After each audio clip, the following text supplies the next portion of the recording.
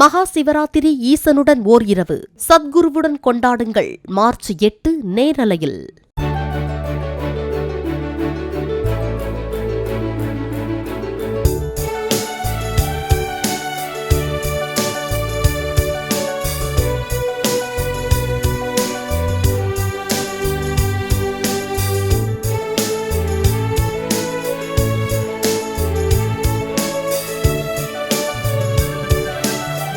Chennai எண்ணூரில் CPCL நிறுவனத்திலிருந்து கடந்த December மாதம் கொற்றலை ஆற்றில் எண்ணெய் கழிவுகள் கலந்ததால் இறக்கைகளில் எண்ணெய் படிந்து பெரிதும் பாதிக்கப்பட்ட 10 பெலிகன் பறவைகள் 2 மாத பராமரிப்புக்கு பிறகு மீண்டும் அவற்றின் வாழ்விடத்தில் விடப்பட்டன. காலில் அடையாள வளையம் பொருத்தப்பட்டு கூண்டில் கொண்டுவரப்பட்ட பெலிகன் பறவைகளை சுற்றுச்சூழல் துறை செயலர் சுப்ரியா சாஹூ முன்னிலையில் எண்ணூர் முகத்துவார பகுதியில் வனத்துறையினர் பறக்கவிட்டனர்.